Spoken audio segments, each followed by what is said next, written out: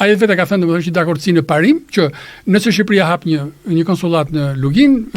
Serbia do kërkojë dhe ka kërkuar të njëjtën gjë, domethënë ky është një fakt, s'ka asnjë gjë për të fshehur, domethënë, por nëse jemi akoma atje, as ka marrëveshje, as ka letra të nënshkruara, as ka letra të bëra, ka një proces të tërë që kalon përmes notave verbale etj etj, domethënë, dhe siç u thash, domethënë qoftë për përcaktuar territorin, domethënë përcaktuar perimetrin e veprimtarisë, përcaktuar numrin e personave, për të gjetur ndërtesën, një numër i tërë veprime që duhen bërë. Por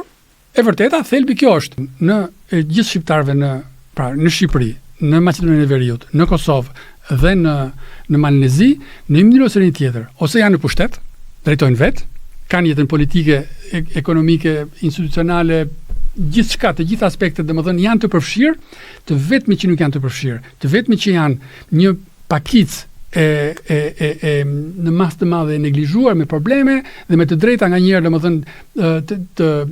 të cënuara janë shqiptarët në Lugin për të ndihmuar dhe se si të mbrojnë të drejtat e tyre duke qenë qytetarë të atij vendi, të takon shtetit pritës, të thojë se ku do ta hapësh sepse i di më mirë interesat tua se sa ti. Unë nuk e di për çfarë do konsullatën Serbia. Kur na e thoj, do ta analizojmë. Mbase do për udhëtarët, janë 130.000 serb që vinë pushojnë plazhet tona. Një numër prej tyre shkojnë në Velipoj. Mbase do për të kujdesur për ata. Domethënë, është në tagrin e saj, është në të drejtën e saj të çdo vendi që të përcaktojë se përse i do konsullatët. Për sa kohë që ne kemi marrëdhënie diplomatike, për sa kohë që nuk kemi asnjë element të vërtetuar apo të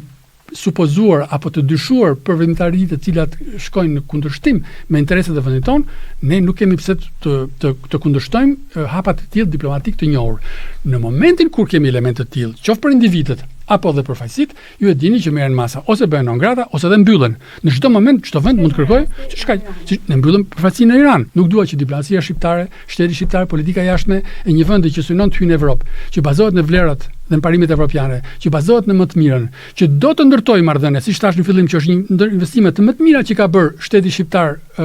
në politikën ballkanike, pra politikën e bashkëpunimit me të tërë për ta tërhequr rajonin drejt Evropës.